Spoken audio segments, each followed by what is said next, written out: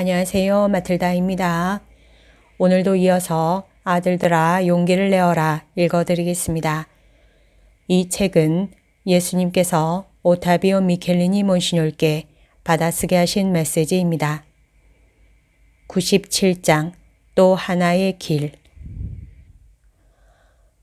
아들아, 나는 많은 사제들이 잘못된 사제 생활관에 빠져 있기 때문에 누누이 그들의 회개를 촉구해 왔다. 그런데 모든 회개의 원칙은 겸손에 있다. 교만은 영혼과 하느님 사이에 솟아있는 뛰어넘을 수 없는 장벽이다. 자기 자신을 낮추어야 한다. 그래야 나중에 하느님께 도달할 정도로 높이 올라갈 수 있다.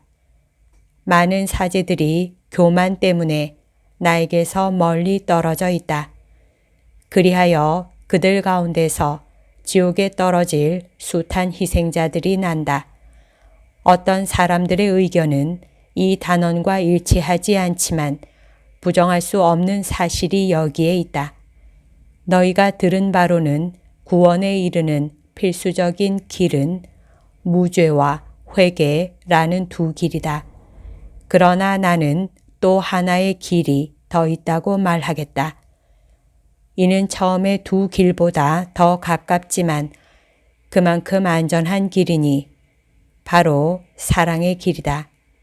무죄의 길에는 악의 천사 같은 이들이 가득하다. 그들은 죄를 짓기 전에 갑작스러운 죽음을 당한 어린이들이다.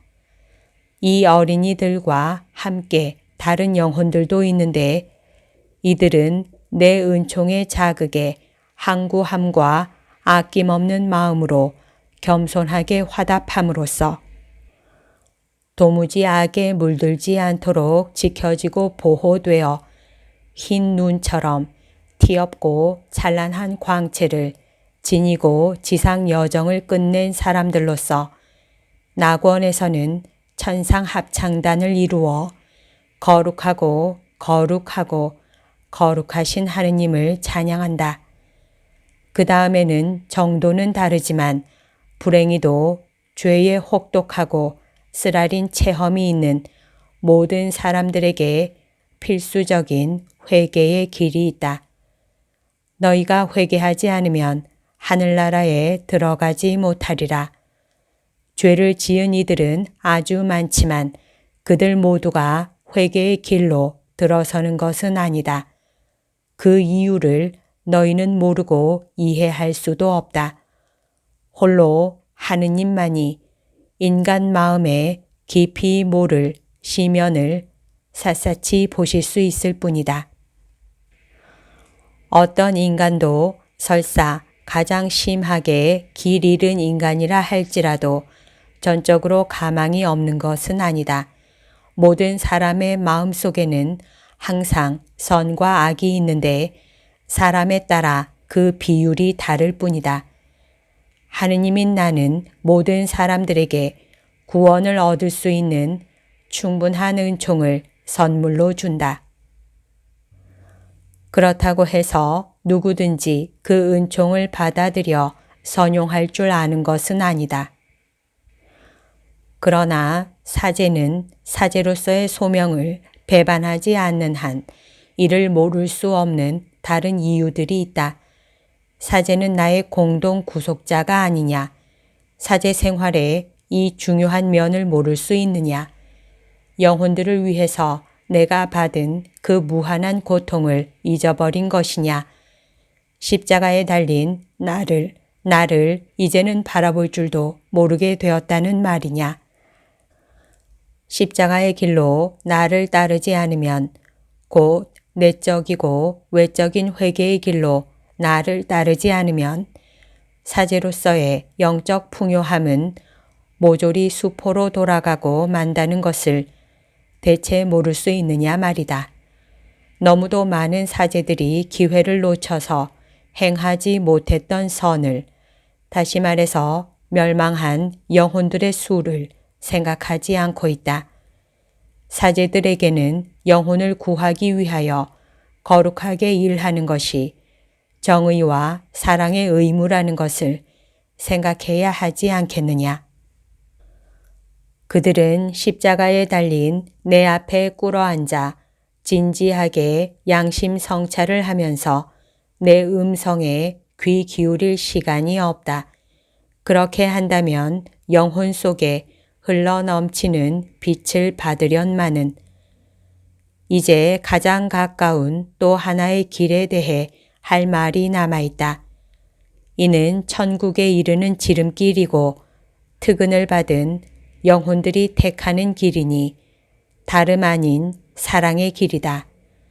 이 길은 이 마지막 시대에만 영혼들에게 열린 길이 아니고 앞에서 본 두 길과 같이 항상 있었던 길이다.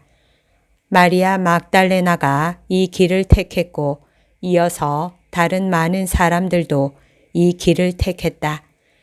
그러나 이는 이 마지막 시대에 재발견된 길이기도 하다. 많은 사람들이 이 길을 택하여 걸어갔는데 아기 예수의 작은 데레사도 그들 가운데 한 사람이다. 아들아, 내가 희생제물이 된 것은 내가 아버지와 성령과 하나인 것처럼 너희도 서로 하나가 되고 나와도 하나 되게 하려는 것이었다. 사랑에는 두 개의 차원이 있으니 하느님께로 향하는 수직적 차원과 이웃에게로 향하는 수평적 차원이다. 이와 같이 내가 사랑해온 것처럼 너희도 사랑해야 한다. 이 사랑이 너희 삶의 모든 활동에 절정을 이루어야 한다. 그렇게 하지 않으면 바른 길을 벗어나게 된다. 사랑은 일치를 이루게 한다. 사랑은 굳게 결합시킨다. 아버지와 아들과 성령은 일체로 결합된 삼위이시다. 그러므로 사랑은 일치와 결합과 동등한 것이다. 영혼을 하느님과 일치시키고 형제들과 하나 되게 하는 사랑은 나약한 인성의 불순물을 정화시키며 태우는 불이다.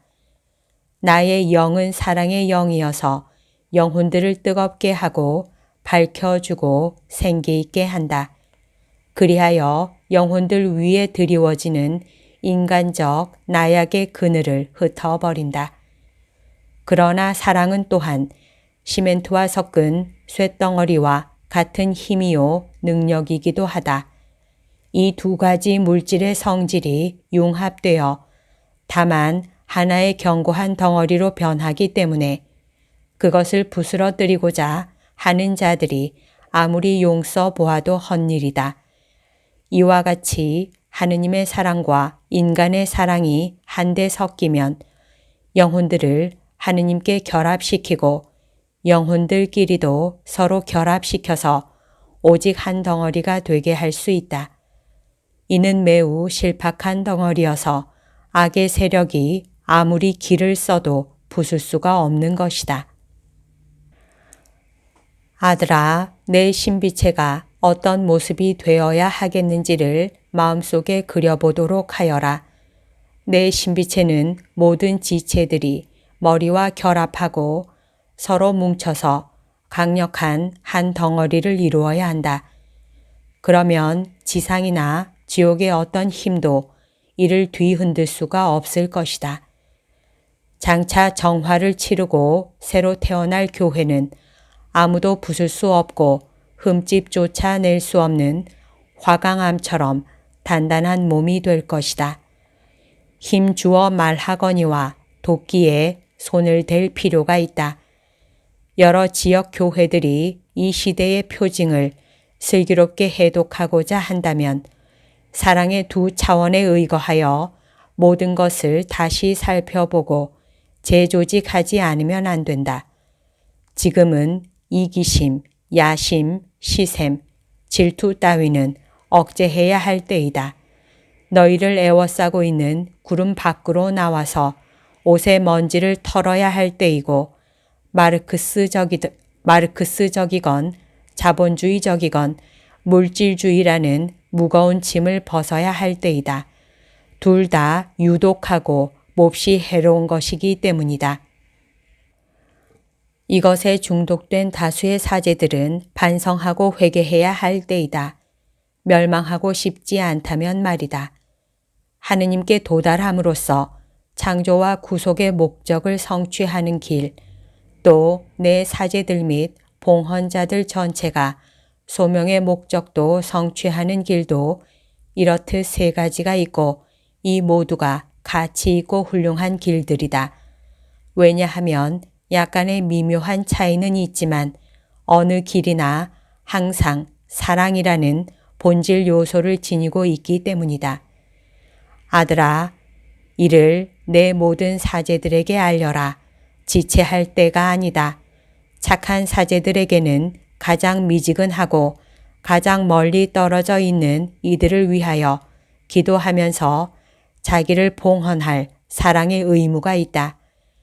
그런 이들은 내 것이 아니라 사탄의 것인 세상의 간계와 유혹 속에서 또 양심의 가책 속에서 발버둥 치고 있는 것이다.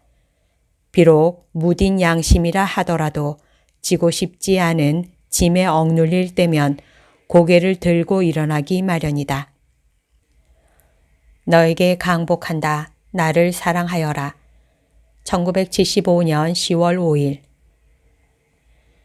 여기까지가 오늘 들려드릴 내용입니다. 오늘도 하느님의 뜻 안에서 서로 사랑하는 하루 보냅시다.